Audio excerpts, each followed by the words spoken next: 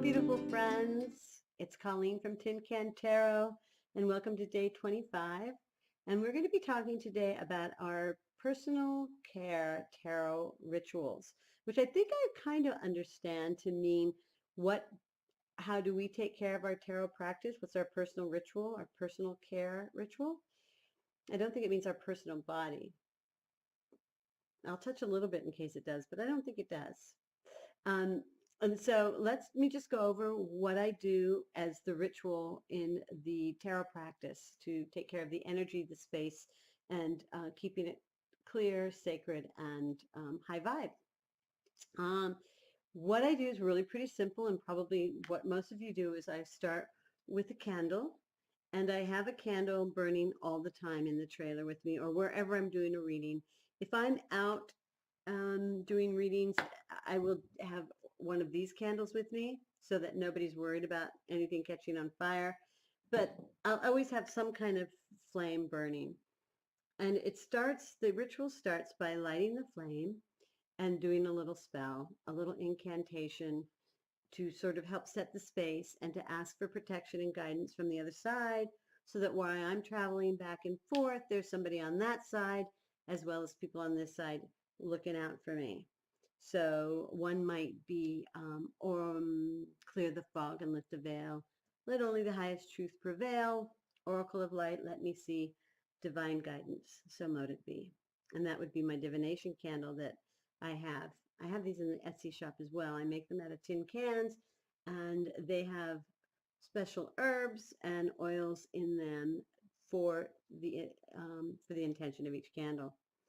Or I'll ask for protection, which could be very, very important sometimes if I'm feeling run down, or even if I'm feeling a little crabby. A lot of it is because there's some residue sticking to me. I'm not feeling 100%, so I want to help with that and some clearance. And I'll ask the elements to help protect me and clear away the harm and clear the space. So this will be burning the whole time I'm reading. I don't really put it out unless I leave the trailer. And I will use it as the place from all other rituals. So it's kind of like the fire that's burning in the center that holds the space. And I'll light my Palo Santo off it, and I'll smudge the whole room. And then in between readings, if I'm really feeling it, I might smudge the deck. I don't smudge the other people. I will also use the flame to clear the decks directly, not through the fire, but I'll just take the deck and I'll take the candle, it'll be sitting on the shelf, and I'll run the deck over it.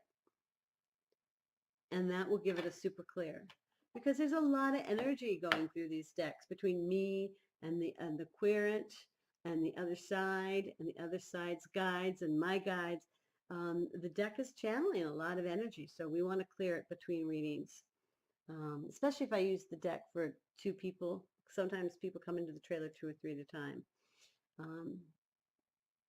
So then I've got that. I've got music playing. I've always got that going. And I've got bells going so that when a querent comes into the trailer, they pass through bells.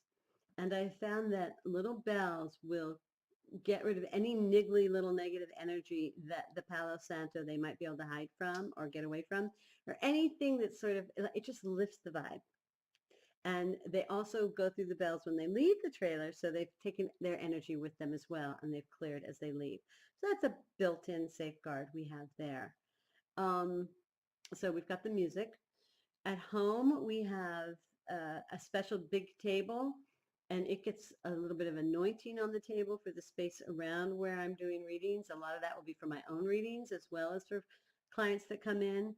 But when I'm doing my own readings, I tend to go a little bit more esoteric and do a little bit more a variety of things, because I just have the time, the opportunity, the space. I might put 3 different incense in the 4 different directions, and then I'm in the 4th direction. And they're all going, and I might spray, well, I'll always spray my rose water because the guides from the other side have requested that. It's kind of like an offering. So they get some full moon charged water infused with crystals and added oil of rose, and it gets sprayed for them to come and be here for. Like, calls them in like, ooh, rose water, let's go. It's kind of like with me, if you were to go, ooh, chocolate, here I come. Um, and that's pretty much the basics.